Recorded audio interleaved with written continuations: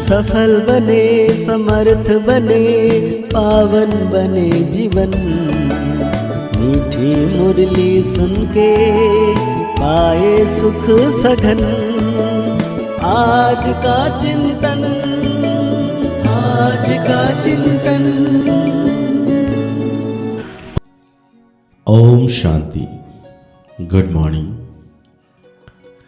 ज्ञान का सागर सर्वशक्तिवान परम सितारा शिव बाबा आज हम बच्चों को कह रहे हैं, यहाँ तुम बनभाव में हो।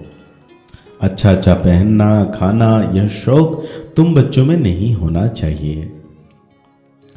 पढ़ाई और करेक्टर पर पूरा पूरा ध्यान दो। साथ में आज बाबा हम बच्चों को पूछ रहे हैं, ज्ञान रत्नों से सदा भरपूर रहने का साधन क्या है। बाबा कहते हैं दान। जितना जितना दूसरों को दान करेंगे उतना स्वयं भरपूर रहेंगे। सयाने वो हो जो सुनकर धारण करे और फिर दूसरों को दान करे। बाबा कहते हैं बुद्धि रूपी झोली में अगर छेद होगा तो वो जाएगा, धारणा नहीं होगी। इसलिए कायदे अनुसार पढ़ाई पढ़नी है। 5 विकारों से दूर रहना है, रूप पसंद बनना है। बाबा कहते हैं रूहानी बाप रूहानी बच्चों को समझाते हैं। रूहानी बाप भी कर्मेंद्रिय से बोलते हैं, रूहानी बच्चे भी कर्मेंद्रियों से सुनते हैं। यह है नई बात।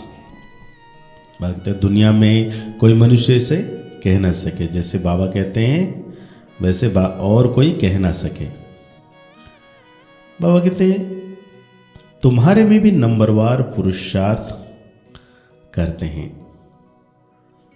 क्योंकि बाबा तो ज्ञान सबको एक जैसे देते हैं, लेकिन नंबरवार पुरुषार्थ हम बच्चों में भी करते हैं। रजिस्टर से उनकी पढ़ाई और चलन का पता पड़ जाता है। जैसे टीचर पढ़ाते हैं तो स्टूडेंट का रजिस्टर शो करता है। मूल है ही पढ़ाई और करेक्टर। यह है ईश्वरीय पढ़ाई जो कोई पढ़ा ना सके। रचता और रचना के आदि मध्य अंत की सृष्टि चक्र की नॉलेज है। यह कोई भी मनुष्य सारी दुनिया में नहीं जानते।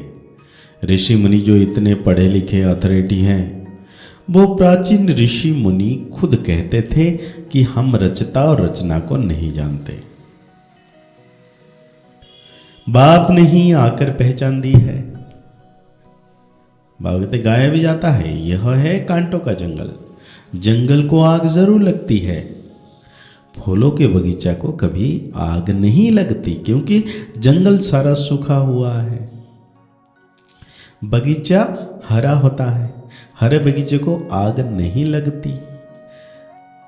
बाबा कहते हैं जितना सूखा होगा, मतलब विकार होंगे, वहां दुनिया में आग लगती है। लेकिन जब विकार है ही नहीं तो वहां आग क्या लगेगी। तुम्हारा बगीचा अब गुप्त स्थापना हो रहा है।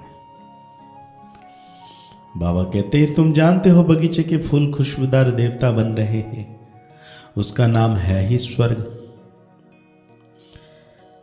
भारतवासी ही अब हिंदू कहलाते हैं। वास्तव में देवता धर्म के थे, और कोई भी धर्म वाला अपने धर्म को नहीं भूलता। ये भारतवासी ही भूले हुए हैं। देखो इस समय कितने ढेर मनुष्य हैं। इतने सब तो ज्ञान आकर नहीं लेंगे। हर एक अपने जन्मों को भी समझ सकते हैं। जिसने पूरे 84 जन्म लिए होंगे वो जरूर पुराने भक्त होंगे। बाबा कहते हैं ये बातें तुम समझ सकते हो कि हमने कितनी भक्ति की है। बाप को एक बच्चे ने हिसाब निकाला, भेजा तो इस्लामियों के इतने वर्ष, इतने जन्म, बौद्धियों के इतने जन्म होनी चाहिए। बुद्ध भी धर्म स्थापक है, उनके पहले कोई बुद्ध धर्म का था नहीं। बुद्ध की सोल ने प्रवेश किया, उसने बुद्ध धर्म स्थापना किया। फिर एक से वृद्धि होती है, वो भी एक प्रजापिता है। एक से कितनी वृद्धि होती है? तुमको तो राजा बनना है नई दुनिया में। यहां तो बनवा में हो। किसी चीज का शौक नहीं रहना चाहिए। हम अच्छे कपड़े आदि पहने, यह भी देह अभिमान है। जो मिला सो अच्छा, ये दुनिया ही थोड़ा समय है। यह अच्छा कपड़ा पहना वहां फिर कम हो जाएगा। यह शौक भी छोड़ना है। आगे चलकर तुम बच्चों को आप ही साक्षात्कार होंगे। तुम खुद कहेंगे हम तो बहुत सर्विस करते हैं, कमाल है, ये जरूर ऊंच नंबर लेंगे। फिर आप सामान बनाते रहेंगे। दिन प्रतिदिन बगीचा तो बड़ा होने का है। बाप ने समझाया है, जो राखी बंधन मनाते हैं वो भी इस समय का है, परंतु मनुष्य अर्थ नहीं जानते। तो राखी क्यों बांधी जाती है? वो तो अपवित्र होते रहते राखी बांधते रहते। आगे ब्राह्मण लोग बांधते थे, अब बहनें भाई को बांधती है खर्ची के लिए। वहां पवित्रता की बात नहीं। बड़ी फैशन वाली राखियां बनाते हैं। ये दिवाली दशहरा सब संगम के हैं। जो बाप ने एक्ट की है वो फिर भक्ति मार्ग में चलती है। बाप तुम बच्चों को सच्ची सच्ची गीता सुनाए, ये लक्ष्मी नारायण मनाते हैं। बाबा कहते हैं अभी तुम फर्स्ट ग्रेड में जाते हो। सत्यनारायण की कथा सुनकर तुम नर से नारायण बनते हो। अब तुम बच्चों को सारी दुनिया को जगाना है। कितनी योग की ताकत चाहिए। योग की ताकत से ही तुम कल्प कल्प स्वर्ग की स्थापना करते हो। योग बल से होती है स्थापना, बाहुबल से होता है विनाश। अक्षर ही दो है, अल्फ और बे। योग बल से तुम विश्व के मालिक बनते हो।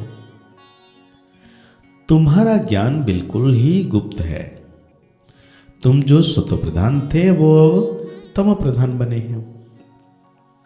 फिर सत्व प्रधान बनना है। हर एक चीज नई से पुरानी जरूर होती है। तो बाबा कहते तुम अब स्वर्ग में जाएंगे तो फिर नर्क होगा ही नहीं। कितनी समझने की बात है भी सेकंड की बात। कौन सी? कि बाप को याद करो तो विकर्म विनाश होंगे। ये सबको बताते रहो। बोलो तुम इन लक्ष्मी नारायण जैसे फिर 84 जन्म लेकर यह बने हो। स्वतः प्रधान से तमो प्रधान बने हो, फिर स्वतः प्रधान बनना है। आत्मा तो विनाश नहीं होती, बाकी उनको तमो प्रधान से स्वतः प्रधान फिर बनना ही पड़े। बाबा किस्म किस्म से समझाते रहते हैं। मेरी बैटरी कभी पुरानी होती नहीं। बाबा सिर्फ कहते हैं अपने को बिंदु समझो। कहते हैं इनकी आत्मा निकल गई, तो आत्मा संस्कारों अनुसार एक शरीर छोड़ दूसरा लेती है, क्योंकि लेकिन अब तो आत्माओं को घर जाना है। भागते तुम बच्चों को बहुत खुशी होनी चाहिए कि हमको बेहद का बाप पढ़ाते हैं।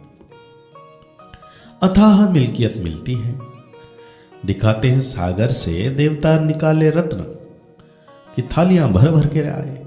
अब तुमको ज्ञान रत्नों की थालियां भर भर कर मिलती है। बाप तो ज्ञान का सागर है। तो आज बाबा धारणाओं में हम बच्चों को कहते हैं, रूप वसंत वन अपनी बुद्धि रूपी झोली अविनाशी ज्ञान रत्नों से सदा भरपूर रखनी है। बुद्धि रूपी झोली में कोई छेद ना हो। ज्ञान रत्न धारण कर दूसरों को दान करना है। स्कॉलरशिप लेने के लिए पढ़ाई अच्छी तरह पढ़नी है। पूरा बनवा में रहना है। किसी भी प्रकार का शौक नहीं रखना है। खुशबूदार फूल बनकर दूसरों को बनाना है। तो आज बाबा हम बच्चों को वरदान दे रहे हैं, बातों रूपी बादलों को देख घबराने के बजाय सेकंड में क्रॉस करने वाले सिद्धेश्वर भव। कई बच्चे शास्त्रवादियों की तरह बात सुनाने में बहुत होशियार हैं। ऐसी बातें बताते हैं जो सुनते ही बाप को भी हंसी आ जाती है, लेकिन दूसरे प्रभावित तो हो जाते हैं। यह अनेक प्रकार की व्यर्थ बातें व्यर्थ रजिस्टर का रोल बनाती रहती है।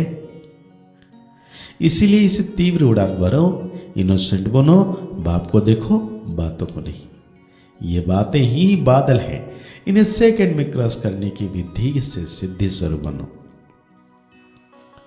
तो आज बाबा हम बच्चों को स्लोगन दे रहे हैं, किसी भी बात में क्वेश्चन मार्क उठाना अर्थात व्यर्थ का खाता प्रारंभ का होना। तो आज बाबा अव्यक्त इशारा दे रहे हैं, अव्यक्त साइलेंस द्वारा डबल लाइट फरिश्ता स्थिति का अनुभव करो। अब अपने दिल की शुभ भावनाएं अन्य आत्माओं तक पहुंचाओ। साइलेंस की शक्ति को प्रत्यक्ष करो। हर एक ब्राह्मण बच्चे ये साइलेंस की शक्ति है। सिर्फ इस शक्ति को मन से तन से इमर्ज करो। 1 सेकंड में मन के संकल्प को एकाग्र कर लो, तब फरिश्ता रूप द्वारा वायुमंडल में साइलेंस की शक्ति के प्रकंपन फैल सकेंगे। तो आज के मुरली के अनुसार हम सो मान लेंगे, मैं सिद्धि स्वरूप आत्मा हूं, मैं सिद्धि स्वरूप आत्मा हूं। तो आज की मुरली के अनुसार हम सो मान लेंगे, मैं सदा संपन्न आत्मा हूं। मुरली को और गहरी रीति से चिंतन करते हुए निरंतर सर्वशक्तिवान बाबा को अपने साथ का अनुभव करना है। मुस्कुराते रहिए, आगे बढ़ते रहिए, पुरुषार्थ करते रहिए, खुश रहें, स्वस्थ रहें, मस्त रहें।